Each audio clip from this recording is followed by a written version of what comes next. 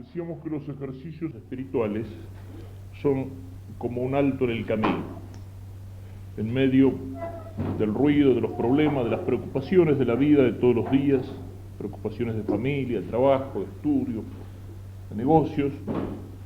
A veces perdemos un poco el rumbo y entonces necesitamos hacer un alto en el camino, hacer silencio para encontrarnos con nosotros mismos y sobre todo hacer silencio para encontrarnos con Dios. Decíamos que los ejercicios espirituales tienen que ser en mi vida un poco como un balance, es decir, ver pérdidas y ganancias, ver el debe y el haber, ver con qué cuento, para después, puesto todo en la balanza, puesta mi vida en la balanza, poder mirar adelante y decir, bueno, ¿y ahora qué tengo que hacer? ¿Qué rumbo tengo que corregir? ¿Qué es lo que Dios me está pidiendo? ¿Cómo tengo que vivir si de veras quiero ser cristiano, si de veras quiero ser católico, si de veras quiero ser hijo de Dios? Es un alto en el camino y por eso San Ignacio nos pone al principio de sus ejercicios una meditación a la que llama el principio y fundamento, y que la pueden encontrar después en la página 90 del Vademecum. El Vademecum nos tiene que acompañar durante estos días. Vale la pena no andar desparramándonos, curioseando por todos lados, sino ir viendo lo que vamos viendo en cada momento. Y vale la pena mirar de la página 85, donde hay algunas instrucciones prácticas, en adelante, hasta la página 90, donde está el principio y fundamento. En la página 86 hay algunas notas o anotaciones que hace San Ignacio para que podamos aprovechar los ejercicios y una oración para el comienzo de los ejercicios en la página 88. San Ignacio lo llama principio y fundamento porque esto es que esta meditación nos da como el cimiento, como la base para todo lo que después podemos ir reflexionando, para todo lo que después podemos ir pensando. Y podemos decir que en esta meditación nos pone San Ignacio enfrente a algo que es de tanta actualidad como el sentido de la vida. Es decir, nos hace preguntarnos, y bueno, ¿y yo para qué vivo? ¿Qué sentido tiene mi vida? ¿Yo para qué estoy en el mundo? Porque de la respuesta que le demos a esta pregunta, ¿cuál es el sentido de mi vida? ¿Para qué vivo? ¿Para qué estoy aquí? Depende la respuesta a una segunda pregunta. ¿Y yo cómo tengo que vivir? Es decir, ¿qué es lo que tengo que hacer? Es importante conocer el fin al cual tenemos que llegar si queremos conocer los medios. Y esa es un poco la tragedia del mundo que vivimos, en el mundo en el cual los hombres se olvidan de Dios, o viven en la práctica como si Dios no existiera. Y entonces no tienen respuesta a esta pregunta. ¿Cuántos son los que viven sin saber para qué viven? Su vida no tiene sentido. O sea, están en el mundo, y van por el mundo y viven al minuto, viven al momento, viven con la preocupación del momento. Y sin embargo no saben para qué viven. Hay un psicólogo, psiquiatra contemporáneo, un hombre ya grande, no es católico, es judío, pero es un hombre que se ha ido acercando mucho, a partir de la ciencia, de su ciencia, se ha ido acercando mucho al cristianismo, incluso al cristianismo católico, que es Viktor Frankl. Discípulo en origen, pero crítico después, crítico muy fuerte de toda la visión psicoanalítica de Freud. Y Viktor Frankl pone en la base de los grandes desequilibrios del hombre contemporáneo este problema, la pérdida del sentido de la vida. Ayer hablábamos de una de las manifestaciones de este desequilibrio contemporáneo, que es algo casi característico en el tiempo en que vivimos, que es esa depresión, en la cual decíamos el hombre sujeto a todas las presiones y a todas las dificultades del ambiente, en un momento se rinde, es decir, se refugia dentro de sí mismo, pierde las ganas de vivir, se le debilita la voluntad y se va hundiendo como en un pozo, y pozo que cuando es grave lleva incluso con mucha frecuencia al suicidio. Y él señala, ya lo digo, no es la única causa, pero es una de las causas principales, como causa de esta y de otras alteraciones psíquicas que afectan al hombre contemporáneo, señala la pérdida del sentido de la vida. El hombre llega a esta situación porque vive y no sabe por qué tiene que vivir. Entonces su vida no tiene sentido. Y si la vida no tiene sentido el dolor, no tiene sentido el sufrimiento, no tiene sentido la lucha, no tiene sentido la muerte. Y todos los golpes que va recibiendo lo desesperan, lo angustian. Si sabemos a dónde tenemos que llegar, encontramos fuerza para llegar. Yo siempre cuando hablo de este tema, se lo digo a los muchachos, le digo, miren, no es lo mismo si un joven tiene que caminar 20 cuadras un sábado a la noche para ir a visitar la novia, o si tiene que caminarla el lunes a la mañana para ir al trabajo. El esfuerzo físico, el esfuerzo material es exactamente el mismo, digamos, pero el sentido, y sobre todo si su trabajo es un trabajo que no le gusta, que lo hace a disgusto, que lo hace con cansancio, el sentido es completamente distinto. Si uno tiene un sentido, tiene una finalidad, el deportista que tiene que participar en una competencia es capaz de un montón de sacrificios. ¿Por qué? Porque sabe para qué lo hace. Se puede privar del cigarrillo, se puede someter a un régimen de comida, se puede someter a un régimen de aislamiento, un montón de cosas, entrenamientos, gimnasia, cosas que le cuestan, que se le hacen difíciles, pero sin embargo a él no le parecen tan difíciles. ¿Por qué? Porque tiene un motivo. Tiene un motivo para hacerlo, sabe por qué lo hace, sabe para qué lo hace. Tengo que estar en forma para poder participar en esta competencia. Una persona cuando tiene un motivo para hacer las cosas es capaz de grandes sacrificios para hacerlo. Una madre es capaz de pasar noches enteras en vela al lado de la cama de un hijo enfermo. Y lo hace, tiene fuerza para hacerlo. ¿Por qué? Porque ese hijo lo ama, entonces tiene un motivo. No es lo mismo que si yo me sentara una noche y dijera, esta noche me voy a pasar toda la noche sin dormir. ¿Para qué? Bueno, a ver si puedo hacerlo. Me duermo. No tengo el motivo para quedarme toda la noche velando. Pero la madre que está movida por el amor y por el dolor que ese amor le provoca cuando ve que está el hijo enfermo, es capaz de sacrificarse. Es decir, si tenemos en nuestra vida algo que le da sentido, incluso el esfuerzo, incluso el sacrificio, incluso la cruz, adquieren un sentido distinto. Somos capaces de grandes cosas. Si yo tengo que hacer un camino largo, pero sé a dónde quiero llegar y me importa llegar ahí, y bueno, hago el camino, aunque el camino esté embarrado, aunque llueva, aunque esté cansado, encuentro fuerzas para vencer el cansancio pensando en qué, pensando en el fin al cual tengo que llegar. Pero si yo no sé a dónde tengo que llegar, no sé por qué estoy caminando, entonces cada tropezón, cada piedra del camino, cada charco donde meto la pata, se me van volviendo insoportables y no encuentro fuerzas para llegar. Me dan ganas de tirarme ahí nomás, de quedarme dormido a un costado del camino. Eso es lo que pasa con la vida cuando la vida pierde sentido. Y lo decía el otro día, este tipo de enfermedades, este tipo de alteraciones psicológicas que nacen de la pérdida, lo decíamos anoche, que nacen de la pérdida del sentido de la vida, casi podemos decir que es una moda. Es lo que llena los consultorios de los psicoanalistas. No hace muchos años leía una estadística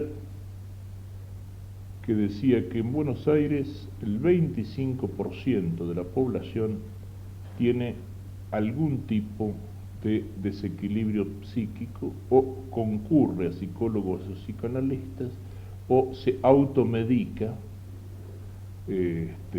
por cuenta propia para solucionar algún tipo de problemas por el estilo. Y de ese 25% es mucho, es una cuarta parte.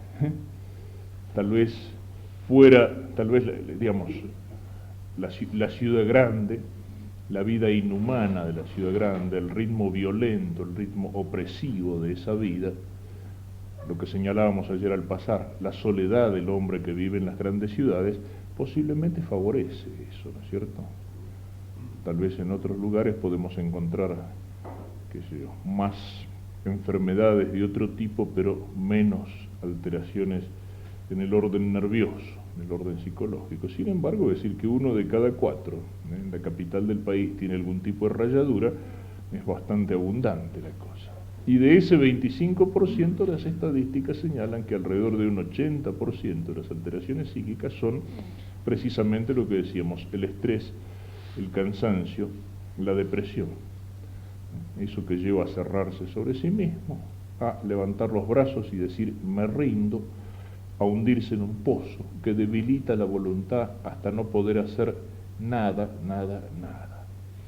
Pues bien, este psiquiatra nos señala eso. ¿Por qué pasa eso? Porque el hombre vive y no sabe para qué vive. Su vida ha perdido sentido. Y entonces, como no sabe el fin, lo repito, a dónde quiere llegar, las dificultades del camino se le vuelven un peso insoportable. Es cierto que vivimos una sociedad que en muchos aspectos, que en muchos sentidos es inhumana, es opresiva. Es cierto que vivimos situaciones de dificultad y de tensión, pero al mismo tiempo es cierto que no sabemos, no tenemos la fuerza para enfrentarlas. Nuestra sociedad, donde los hombres veneran la ciencia, se ha olvidado de la sabiduría. Son dos palabritas que es muy importante distinguir, ¿no es cierto? La ciencia y la sabiduría. A veces las identificamos y son dos cosas distintas. Si a uno le dicen un sabio, ¿qué es lo primero que se le ocurre pensar?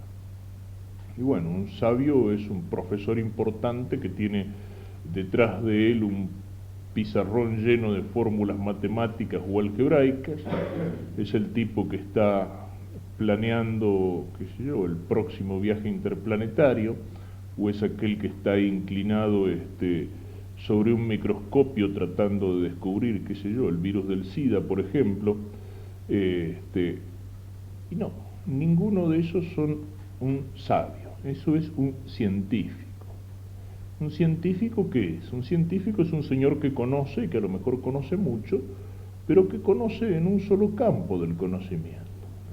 Sabe mucho de matemáticas, sabe mucho de biología, sabe mucho de medicina, sabe mucho de astronomía, sabe mucho pero normalmente, y cada vez más en nuestro tiempo, la ciencia es una cosa que se va especializando. Y el que se queda solamente en su especialidad corre el peligro de ser algo así, qué sé yo, como el caballo cuando le ponen las anteojeras y que es capaz de ver muy en profundidad, pero en un solo campo de conocimiento. Conocí un tipo que trabajaba con un cargo alto en una comisión de energía atómica, y que bueno, en energía atómica era como para sacarle el sombrero, pero si uno lo sacaba de ese terreno, tenía incluso una mentalidad infantil. Su única lectura fuera de su especialidad eran revistas ilustradas para chicos, o sea, historietas. Era lo único que leía cuando salía de la energía atómica o de la física nuclear, era eso. Es decir, veía mucho, pero en un solo sentido.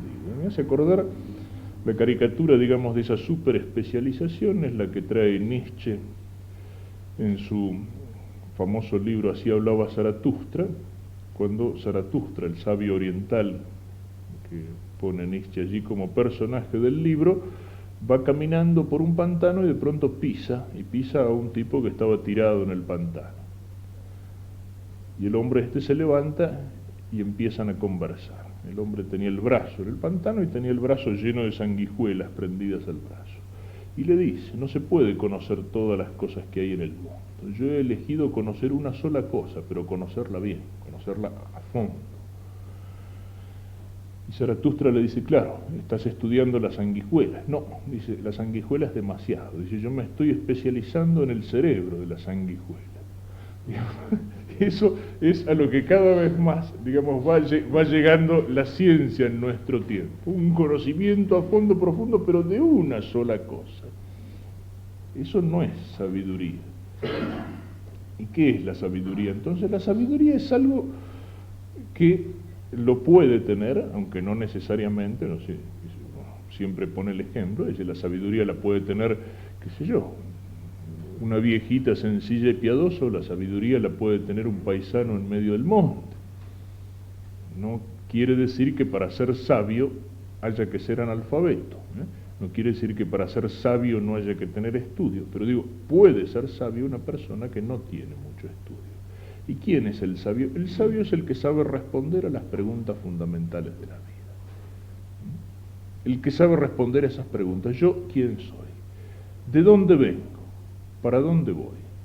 ¿Qué sentido tiene mi vida? ¿Cómo tengo que vivir? Es decir, es aquella pregunta cuya respuesta ponía en verso el antiguo catecismo. La ciencia más acabada es que el hombre bien acabe, porque al fin de la jornada aquel que se salva sabe, y el que no, no sabe nada. Esa es la verdadera sabiduría. El saber qué sentido tiene mi vida, para qué vivo, para qué estoy en el mundo, cómo tengo que vivir. Porque cuando tengo la respuesta a eso, también tengo la respuesta a las otras preguntas. ¿Y qué sentido tiene el dolor? ¿Qué sentido tiene el sufrimiento? ¿Qué sentido tiene esta lucha en la que estoy metido todos los días? ¿Qué sentido tiene la muerte? Muchas veces el hombre sencillo, el hombre simple, tiene la respuesta a estas cosas. Tiene fe, tiene las verdades fundamentales del catecismo. Y los medios de comunicación, las mesas redondas, los discursos, la televisión, no le han hecho perder todavía ni la lógica ni el sentido común. Entonces sabe por qué vive y para qué vive. En cambio, lo peor de todo en esto a veces es ese producto de nuestra sociedad de consumo. Es el hombre semiculto. Es el tipo que cree que sabe porque sabe de una sola cosa. O es el tipo que cree que sabe porque escucha muchos programas de televisión. O porque tiene la sabiduría comprimida de selecciones del Reader Digest o de cualquiera de esas. Entonces cree que sabe y tiene una pelea de perros y gatos en la cabeza, un montón de lecturas desordenadas y toneladas de palabras y de estupideces con las cuales ha sido bombardeado por los medios de comunicación, que en lugar de enseñarle a pensar, le enseñan a no pensar. Cree que sabe. A veces el hombre sencillo se ha salvado de eso, y cada vez menos. Bien, ese es el problema. ¿Qué sentido tiene mi vida? San Ignacio da la respuesta, y esa respuesta puede parecer muy elemental, muy sencilla, pero precisamente tiene la verdad de las cosas simples. San Ignacio nos dice en el Principio y Fundamento que el hombre es creado para alabar, hacer reverencia y servir a Dios nuestro Señor, y mediante esto salvar su alma. Es decir, nos pone enfrente a una verdad de catecismo. El hombre es creado para conocer a Dios, para amarlo y para servirlo, y mediante esto salvar el alma. Ese es el sentido de mi vida. Sí, pero yo ya lo sabía, como decíamos ayer. Sí, lo sabemos, pero lo pensamos. ¿Vivimos de acuerdo a eso que sabemos? Estas palabras sencillas de San Ignacio son algunas de esas verdades a las cuales decíamos en los ejercicios espirituales tenemos que sacarle lustre para valorizarlas de nuevo, para ver qué importancia tiene.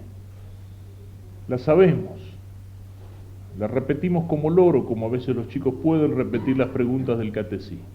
Pero nos damos cuenta qué importancia tiene una frase, unas palabras tan sencillas como esta en la que San Ignacio resume la respuesta a las preguntas fundamentales. ¿Cuál es el sentido de mi vida?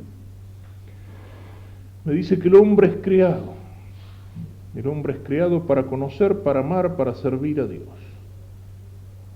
Y esto me pone enfrente a dos realidades: Dios y yo. En primer lugar, me pone enfrente a Dios. ¿Quién es Dios? ¿Quién es Dios para mí? ¿Qué importancia tiene Dios para mí? ¿Verdaderamente es alguien importante en mi vida? ¿Qué es Dios para el hombre de hoy? Por primera vez en la historia tenemos la mitad del mundo que oficialmente niega a Dios. Digo oficialmente, porque una cosa es lo que pasa en las esferas oficiales, en la enseñanza, en la cultura de los países comunistas, y a veces otra cosa es lo que creen los pueblos. Pero la mitad del mundo oficialmente nos dice que Dios es un invento del hombre, que el hombre al inventar a Dios, al inventar ese ser imaginario que llama Dios, se aliena, es decir, se vacía de sí mismo y proyecta todo aquello que él debería tener en un ser imaginario al cual le da todas las perfecciones. Y al proyectarlo así, renuncia y se condena a ser esclavo toda la vida. Eso es lo que oficialmente piensa la mitad de nuestro mundo. Pero la otra mitad, esa mitad en la cual vivimos nosotros, y que a veces se llama Occidente cristiano, es decir, que afirma no solamente que cree en Dios, sino que cree en Cristo. Pero, sin embargo, en nuestro Occidente cristiano, católico, ¿cuántos son los hombres que en la práctica viven como si Dios no existiera? Si uno les pregunta por la calle, la mayor parte van a decir, sí, no, yo creo en Dios, sí, yo tengo fe, y algo tiene que haber, yo creo que tiene, pero en la práctica, ¿qué importancia tiene Dios? ¿Cuántos son los que viven, los que vivimos, como si Dios no existiera? Como si Dios para mi vida no tuviera absolutamente ninguna importancia. Yo se lo resumo a la gente, estas verdades fundamentales del catecismo y de los ejercicios espirituales las utilizo en las predicaciones misioneras, ¿no es cierto? Cuando uno llega a gente que se acerca a la iglesia para esa ocasión, se lo resumo en 2 o 3 imágenes del cristiano de hoy, es decir, del bautizado de hoy. Aquel que se acuerda de Dios 3 o 4 veces en la vida. Se acuerda de Dios y de la iglesia 3 o 4 veces en la vida. La mayor parte todavía, entre nosotros, llega a la iglesia algunas veces en la vida. Pone los pies en la iglesia 4 veces en la vida. Para el bautismo, para la primera comunión, en una de esas para el casamiento y la última para el funeral. Es decir, que pisa la iglesia 2 veces porque la primera entró en brazos de los padrinos y la última lo trajeron los amigos acostaditos dentro de la caja de madera. Y son cristianos, o sea, ya he cumplido con Dios. O el acordarse de Dios en los momentos difíciles, el acordarse de Dios en los momentos difíciles de la vida, cuando uno se ve ahorcado, cuando uno se ve angustiado. Ahí sí, en esos momentos el hombre piensa en Dios. Cuando se encuentra gravemente enfermo, en la cárcel, en las situaciones límite, en la guerra, lo hemos vivido. Qué fácil era acordarse de Dios durante la guerra de las Malvinas. Lo decía uno de los mejores combatientes de esa guerra, el capitán Carballo, de la Fuerza Aérea. 8 misiones de combate, barcos hundidos. Un hombre que toda su vida ha sido un cristiano y un cristiano coherente, profundamente cristiano. Y él un día me decía, antes se reían muchos y se burlaban de mí porque yo llevaba el rosario en el cuello. Dice, en este momento nadie se ríe, nadie se burla. Durante la guerra el soldado combatiente no se reía porque llevaba el rosario en el cuello, al contrario. Era el primero que iba a pedir el rosario. O sea, en los momentos límites, ahí se acaban todas las macanas. Cuando uno está cara a cara con el riesgo, con el peligro, con la muerte, ahí sí nos acordamos de Dios. Ahí sí nos acordamos de Dios. Ahí no tenemos vergüenza de decir que creemos a Dios. Ahí no tenemos vergüenza ni miedo de aferrarnos a Dios. Ahí volvemos a Dios. Eso también me lo decía el capitán Carballo. Mi escuadrilla hizo lo que hizo porque todos mis pilotos volaban en gracia de Dios. Entonces no tenían miedo. Sabían que la muerte era el encuentro con Dios. Y de esa convicción, de ahí nacía el coraje. De ahí nacía ese coraje que los llevó hasta el desprecio de la muerte, y que asombró a todo el mundo, el valor de nuestros pilotos. No era el valor de un loco que se larga a la muerte porque sí, de un tipo que está jugando a la ruleta rusa. No, el valor de un tipo que es, el cual para muchos de ellos el riesgo, la guerra, el peligro había sido una ocasión de encuentro con Dios, con la gracia de Dios. Y entonces por eso podían mirar cara a cara a la muerte. No como locos, no como suicidas, como cristianos. Pero en esos momentos es fácil acordarse de Dios. ¿Y después qué? Y después nos olvidamos de Dios. Somos hijos de Dios, vivimos como hijos de Dios. O los que miran a Dios como una especie de tirano caprichoso, al cual se le ha ocurrido imponerme unos mandamientos por el cual me obliga a hacer algunas cosas aburridas y pesadas y me prohíbe hacer algunas cosas más o menos divertidas. Y bueno, y tengo que aguantármela para quedar bien, para acomodarme. O mirar a Dios para acomodarme. Entender la vida como un buen negocio con Dios. ¿Cuántos son los católicos que viven y que la entienden así? Si yo me porto más o menos bien, no hago macanas de las gordas, me acuerdo de rezar de vez en cuando, y bueno, entonces Dios me tiene que dar salud, dinero y amor. Todas esas cosas con el solo compromiso con que yo después ponga un avisito en el diario diciendo gracias Espíritu Santo, gracias Santa Clara, gracias difunta Correa. ¿Cuántos entienden su vida cristiana así? Como un buen negocio por Dios, con la cuña o con la intermediación de los santos. ¿Cómo corren? Por un lado la fe se apaga y por otro lado aparecen todas estas supersticiones. Las cadenas de oraciones. Si usted hace 20 copias de esta oración y la manda a 20 personas, se va a sacar la lotería, se va a sacar el PRODE, va a conseguir trabajo, le van a rebajar la nafta.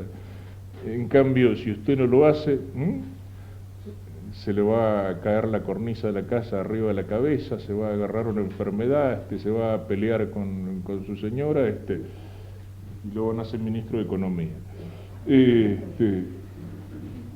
Esas oraciones como la del Espíritu Santo, que dice, el que reza esta oración tantas veces, infaliblemente conseguirá la gracia.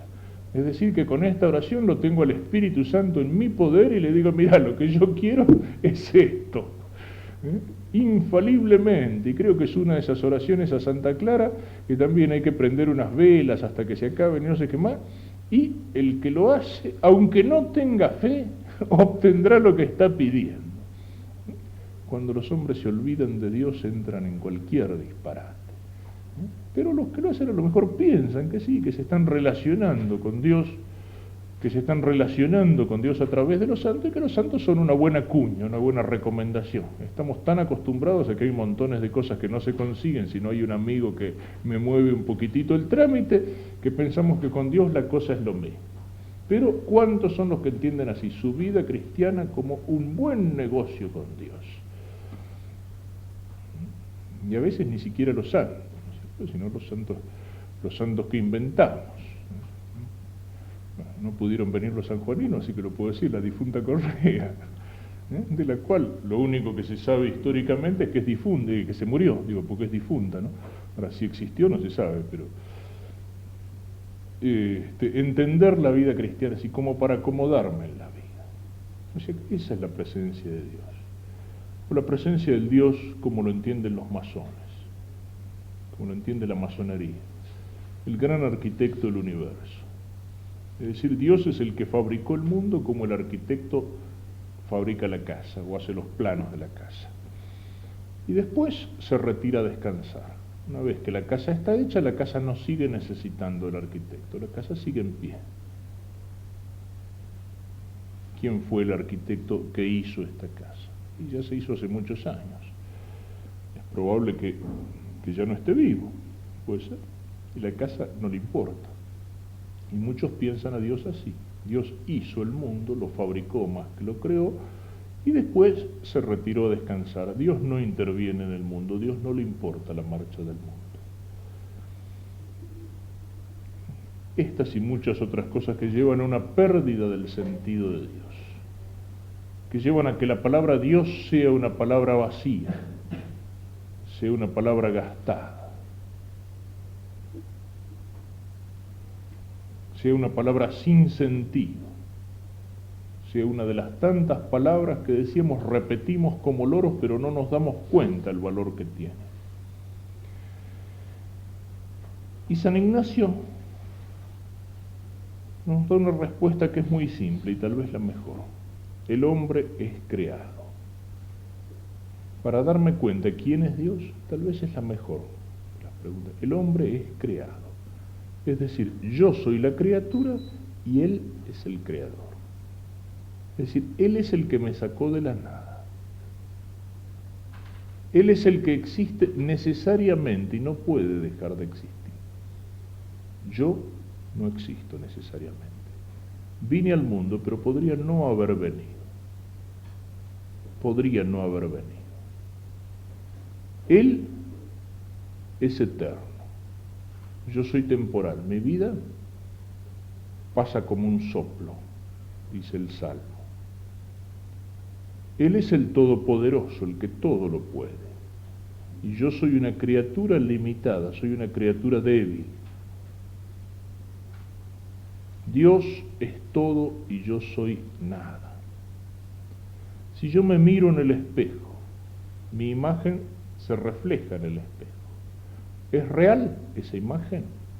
Sí, es real, pero es solo un reflejo mío.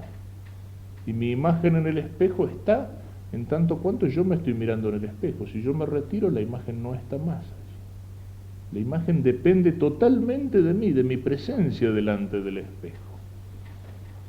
Yo delante de Dios soy algo así como la imagen.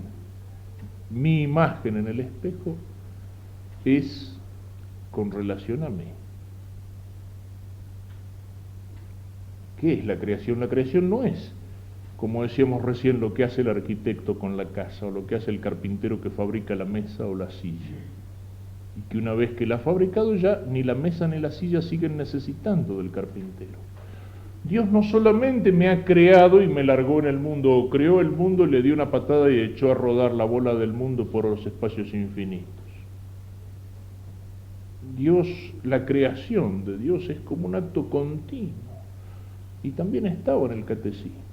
Dios crea al mundo con su voluntad omnipotente, lo conserva con su poder y lo gobierna con su providencia. Es decir, Dios está totalmente presente en el mundo, Dios está obrando, Dios está actuando en el mundo.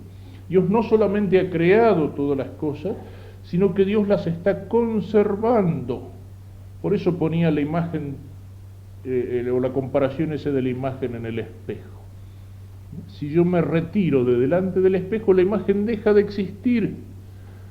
Si Dios dejara de pensar en mí, aunque fuera un solo instante, si Dios, digamos así, se olvidara de mí, yo caería en la nada, no me moriría, caería en la nada, desaparecería. Pensemos lo que sería, qué sé yo, si estando todos nosotros sentados aquí, de golpe uno de nosotros, ¡plup!, desapareciera sin dejar ningún rastro. ¿Qué pasó? No, eso es lo que pasaría si Dios se olvidara de mí. Si Dios dejara de estar actuando, obrando en mí, conservándome en el ser, conservándome en la existencia. Y lo que digo de mí lo digo de todas las cosas. Si Dios dejara de pensar, si Dios, digamos así, borrara de su mente este mundo en que vivimos, este mundo desaparecería. Si Dios borrara de su mente la silla en que estoy sentado, me caería de traste al suelo inmediatamente porque la silla dejaría de existir. Es decir, Dios no solamente me ha creado o se actuó allá lejos hace tiempo cuando largó el mundo a rodar, sino que Dios está presente y Dios está obrando y Dios está actuando en este mundo. Eso es lo que significa que el hombre es creado, que todo lo que tengo lo tengo como recibido de Dios, que todo lo que soy lo tengo como recibido de Dios, y no solamente recibido como un regalo que me lo hicieron y me lo guardo, sino que es como si Dios estuviera haciendo existir ese regalo todo el tiempo y me estuviera haciendo existir a mí. San Pablo dice, en Él vivimos, nos movemos y somos. Dios está en el aire que respiro, Dios está en el alimento que como. Es el sentido que tiene rezar antes de la comida para dar gracias a Dios. Dios está en la sangre que circula, Dios está en los nervios que llevan al cerebro todo aquello que recibo desde afuera. Dios está actuando cuando yo estoy pensando, Dios es el que está actuando cuando la rosa florece y Dios es el que está actuando cuando la viña produce frutos. Dios es el que me está de alguna manera calentando en el sol. Ojo, no es panteísmo, Dios no se identifica con el mundo, con la naturaleza, con las cosas. Pero en todas las cosas Dios está presente y las está sosteniendo en el ser y las está haciendo obrar. ¿Cuántas cosas que puede significar esa palabra?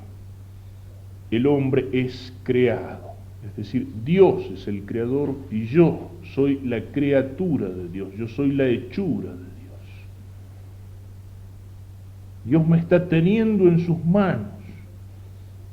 Y si yo tengo una cosa en mis manos y la suelto, la cosa cae, pero sigue existiendo. Si Dios que me tiene en sus manos me suelta, yo dejaría de existir.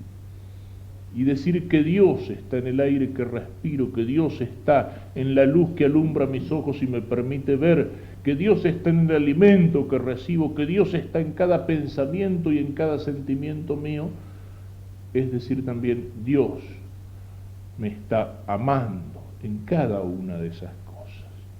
Dios me está dando el ser, me está dando el existir, me está dando el obrar, me está dando el pensar. Él es el creador y yo soy la criatura.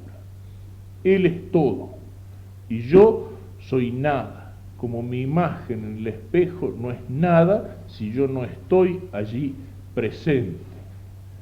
El hombre tiene necesidad de Dios, es algo que tenemos metido hasta en lo más profundo de nuestro sentimiento, de nuestro instinto, incluso en aquellos que se dicen ateos. El hombre no puede vivir sin Dios, no puede prescindir de Dios.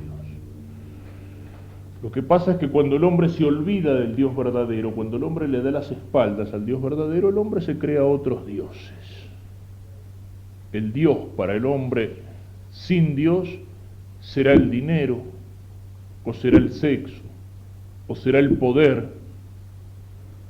Pero no se puede hacer en el hombre, en el alma del hombre, un vacío absoluto.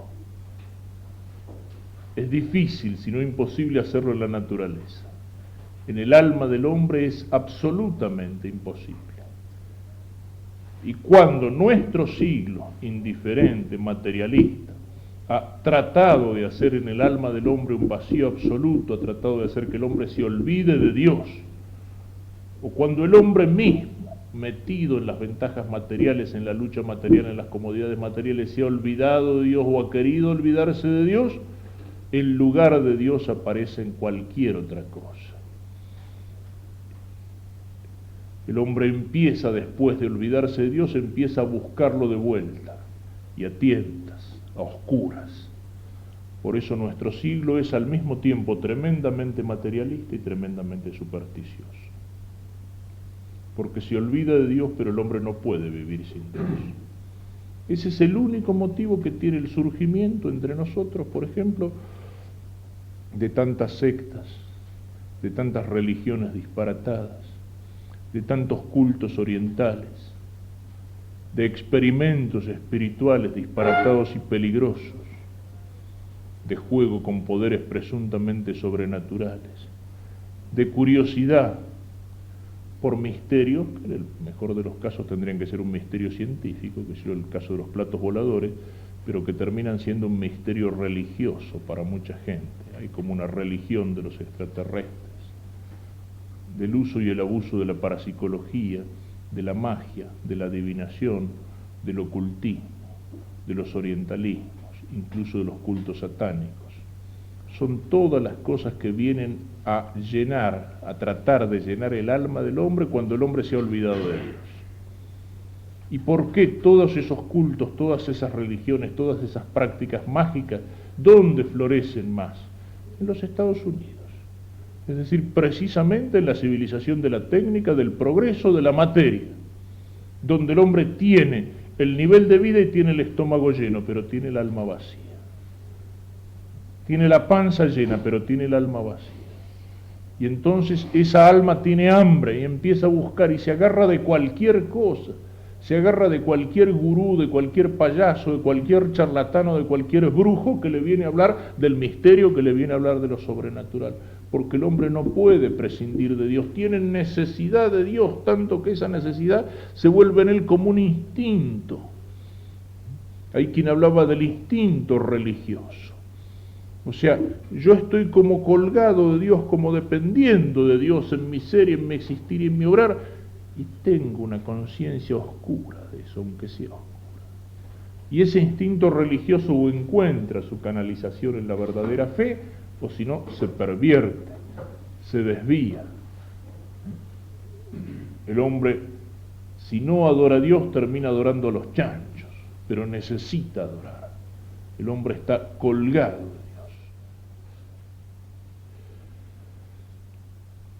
Dios me ha creado, Él es el creador, yo soy la criatura. Él es todo, yo soy nada. Lo que yo soy.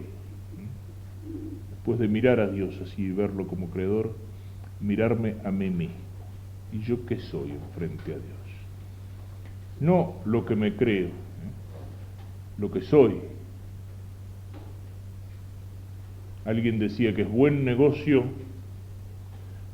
comprar a los hombres por lo que valen y venderlos después por lo que creen que valen.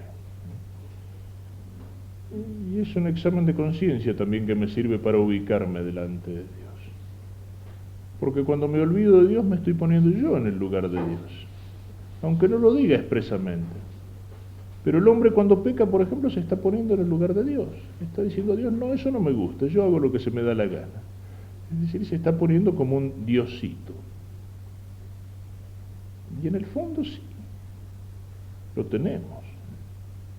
Cada uno de nosotros tiene la tentación de sentirse que Él es el centro del mundo. Existo yo y después existen todas las otras cosas que giran alrededor mío. Los demás, el mundo. Si nos ponemos a pensarlo en serio, ¿con qué frecuencia el hombre piensa, qué sentido tenía el mundo antes de que yo existiera? ¿O qué va a hacer del mundo el día que yo me vaya, el día que yo no esté? Nos sentimos imprescindibles. Nos parece que todas las cosas en el mundo existen en función de mí.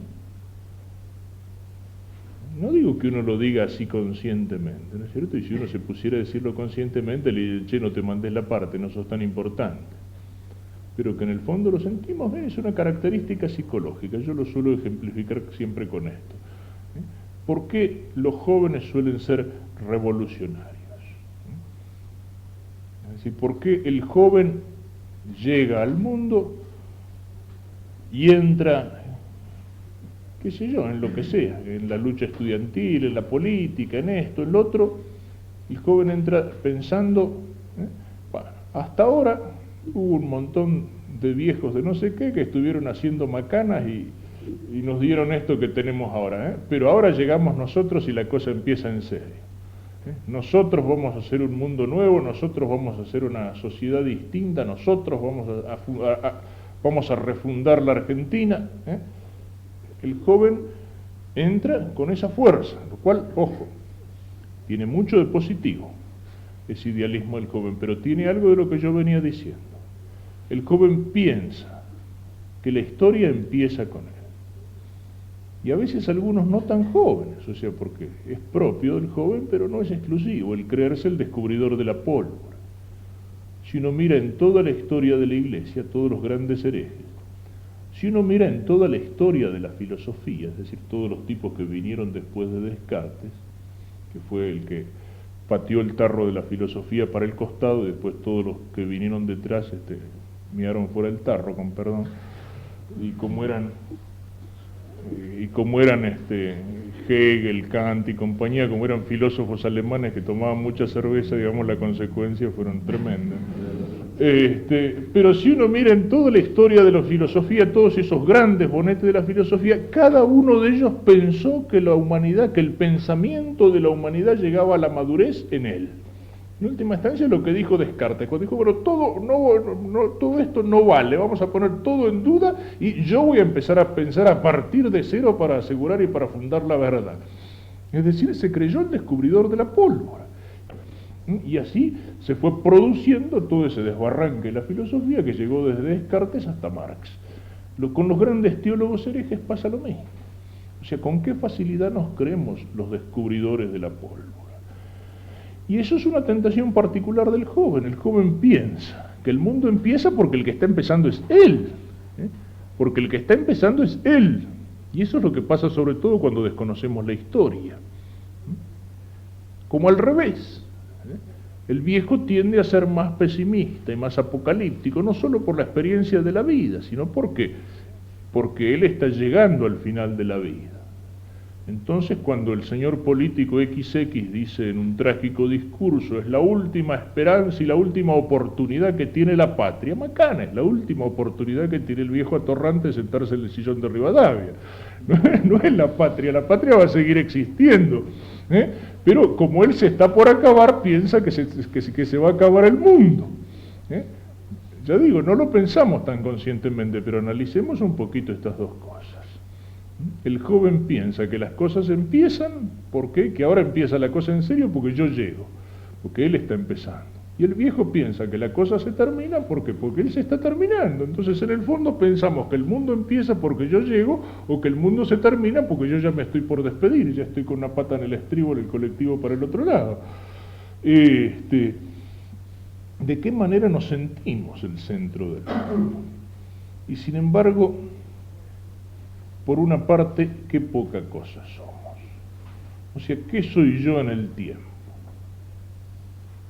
¿Cuántos miles de años ha existido la humanidad y cuántos años va a seguir existiendo después que yo no esté?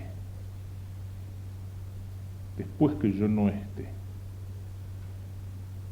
¿Y cuánto tiempo puede quedar en esa humanidad el recuerdo de mí? El recuerdo de un puñado de personas puede durar durante algunos siglos en los libros de historia. Pero salvo ese puñado de personas que han hecho algo más o menos importante, para bien o para mal, ¿quién se acuerda de uno? ¿Quién se acuerda del abuelo? Puede ser del bisabuelo. ¿Qué soy yo en el tiempo que corre?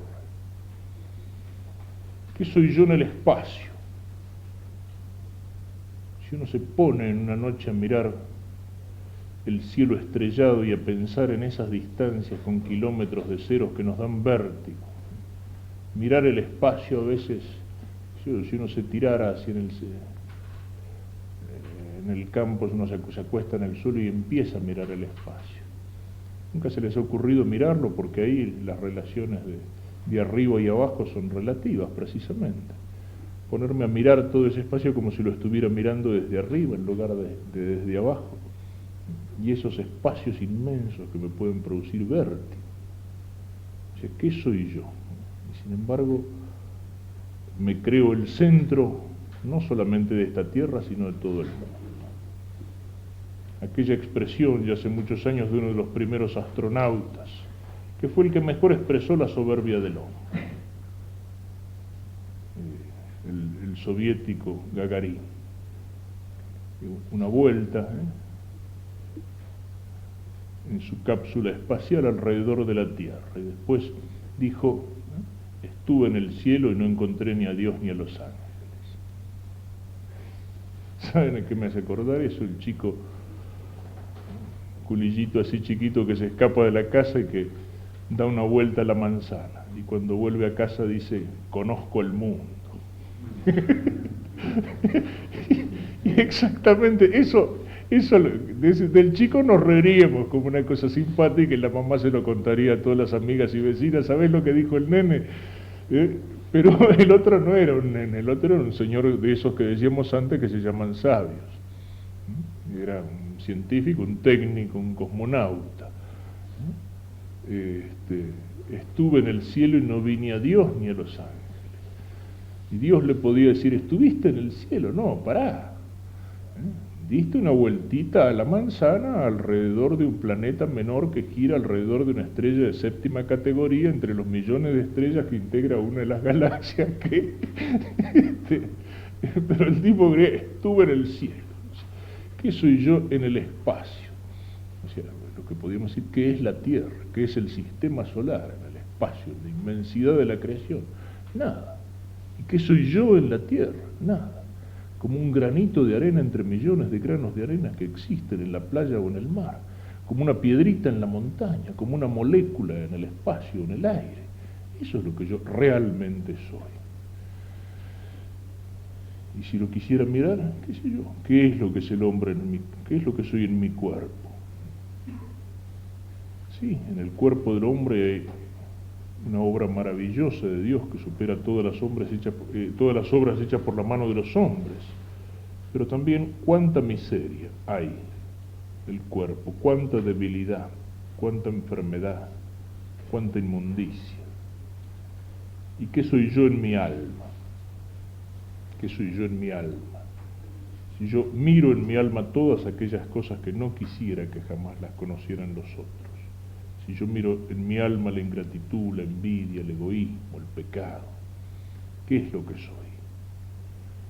Y esto es lo que me puede dar un poco el cuadro de situación. Dios y yo. El creador y la criatura. El que es todo y yo que no soy nada. Y lo que soy lo tengo porque Dios me lo ha dado. Lo tengo como recibido de Dios. Y a pesar de eso Dios me ama. A pesar de que yo soy un puntito en el espacio infinito, a pesar de que yo soy un segundo en el tiempo de miles y de millones de años de la creación, a pesar de que yo soy nada, sin embargo, Dios me ama. ¿Qué es el hombre para que te acuerdes de él? Dice el Salmo. Pero después dice, lo hiciste un poco inferior a los ángeles y lo coronaste de gloria y majestad. Y en esta nada que soy, en esta poquita cosa que soy, sin embargo, entre todas las cosas creadas, el hombre fue creado a imagen de Dios. Es decir, Dios me hizo a su imagen. Dios dejó de alguna manera su marca o su huella en todas las cosas que Él ha creado. En la planta, en el animal, en la estrella. Pero de todas las cosas, el hombre es la única que tiene el privilegio de que Dios lo hizo a su imagen y semejanza. Porque lo hizo no solamente cuerpo, sino alma inmortal. Porque me hizo capaz de conocer y me hizo capaz de amar. Amado por Dios, Hijo de Dios, amado por Cristo, hasta el punto en que Cristo por mí se hizo hombre y por mí murió en la cruz. Lugar de la presencia de Dios. Mi alma está llamada para ser como un sagrario, como un templo donde Dios está presente. Y sobre todo, llamado al cielo. Soy miseria por mí mismo, pero soy grandeza porque Dios me quiere para algo muy grande. Porque he sido creado a imagen de Dios. El hombre es creado. Dios es alfa y omega, dice el Apocalipsis. Dios es el principio y el fin. Y entonces, ¿qué sentido tiene mi vida? Vengo de Dios que me ha creado. voy hacia Dios que me espera al final del camino. Dios es el Padre que me dio la vida en la creación. Y Dios es el Padre que al final del camino me espera con los brazos abiertos para que yo pueda participar de su vida. Conocer, amar, servir a Dios y salvar mi alma. Eso es lo que significa salvar mi alma. Entrar en la vida divina. Dios y yo.